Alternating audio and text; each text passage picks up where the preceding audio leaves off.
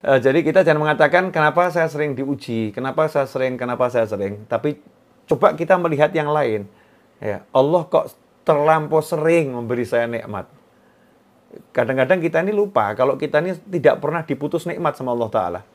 Nah, nikmat pandangan, nikmat pendengaran, nikmat bisa bicara, nikmat Islam, nikmat iman, nikmat sehat. Itu nikmat yang luar biasa. Nah, sayangnya 1-2 ujian seringkali membuat kita lupa ya akan banyak nikmat dari Allah Subhanahu wa Ta'ala. Dan itulah yang menjadi salah satu penyebab kenapa ujian itu terus diberikan. Ya, ujian itu terus terkena kepada kita ya karena kita lupa kalau kita dalam nikmat. La in syakartum la azidannakum wa la in kafartum inna adzabi lasyadid.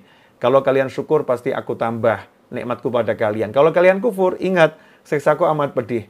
Ikhwani rahimakumullah.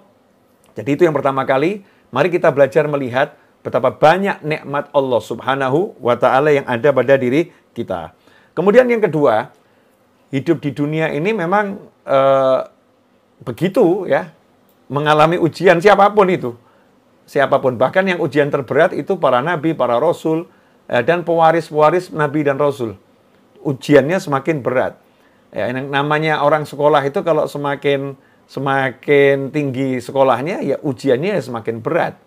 Nggak sama ujian anak TK dengan anak SMA. Anak TK mungkin ujiannya 1 tambah 1 sama dengan berapa. Kalau anak SMA sudah rumus Pitagoras ya dan lain sebagainya. Nah, semakin sulit dalam ujian matematiknya.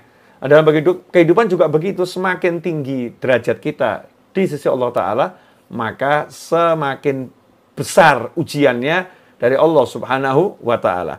Tapi ujian yang besar itu buat orang-orang beriman jadi ringan. Karena orang beriman tidak pernah berjalan sendiri. Selalu berjalan bersama Allah Ta'ala dan selalu ditolong oleh Allah Ta'ala sehingga beban yang berat pun nggak terasa berat. Ya seperti orang itu kalau suruh ngangkat beban 1 ton kan ya berat ya.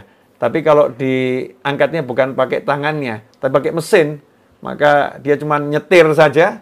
1 ton itu rasanya ringannya luar biasa. Sama-sama ngangkat berat 1 ton, beban 1 ton, tapi dia dibantu dengan alat. Jadinya ringan. Lantas bagaimana kalau dibantu oleh Allah Subhanahu wa Ta'ala? Dalam surat Al-Baqarah ayat 155 sampai 157, Allah sendiri sudah memberikan kabar kepada kita semua, memberitakan kepada kita semua, mengumumkan kepada kita semua. Kata Allah Ta'ala, dan sungguh kami pasti akan menguji kalian dengan sedikit rasa takut. Kemudian sedikit kelaparan.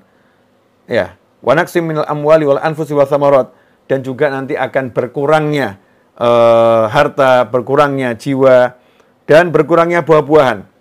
Wa basyirus sabirin. Sampaikan kabar gembira kepada orang-orang yang sabar. Semoga Allah Ta'ala jadi kita orang-orang yang syukur dan orang-orang yang jika mendapatkan ujian mampu bersabar bersama Allah Ta'ala.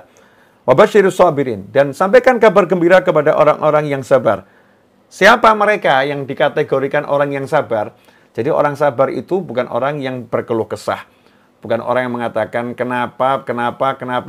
Tapi orang yang sabar adalah alladzina, yaitu orang-orang yang idza asabathum musibah, jika mendapatkan musibah, ujian dari Allah Ta'ala, qalu, mereka berkata, inna lillah, sesungguhnya ya, kami ini adalah miliknya Allah.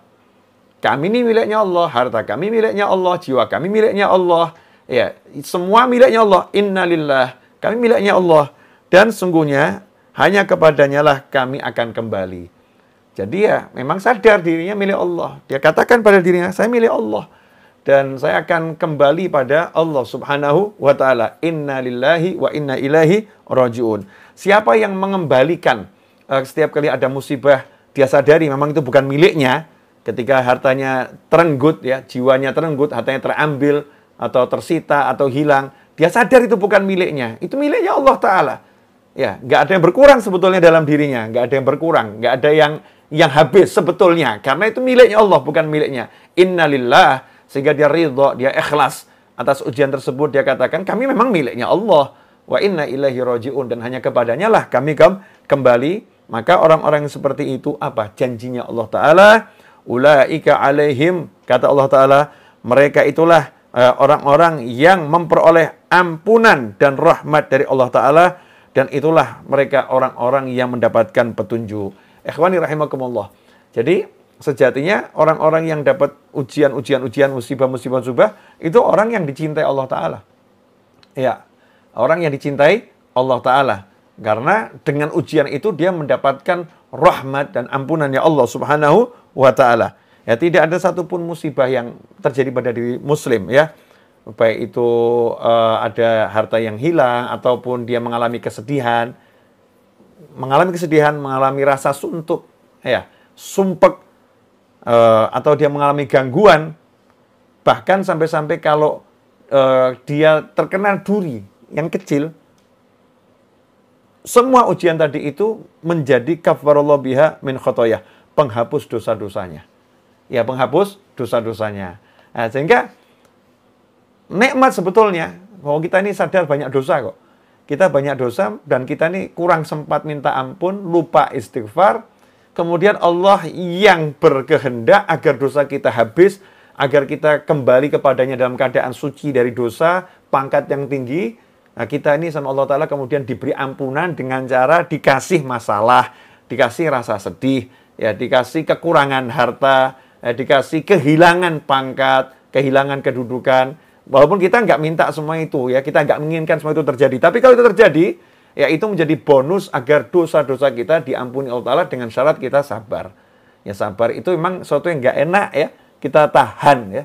Rasa nggak enak itu tidak kita keluh kesahkan, kita kemudian tetap istiqomah menjalankan ibadah, yaitu yang namanya sabar. Yang seperti itu justru menjadi jalan untuk diampuni dosa-dosa kita oleh Allah Subhanahu wa Ta'ala.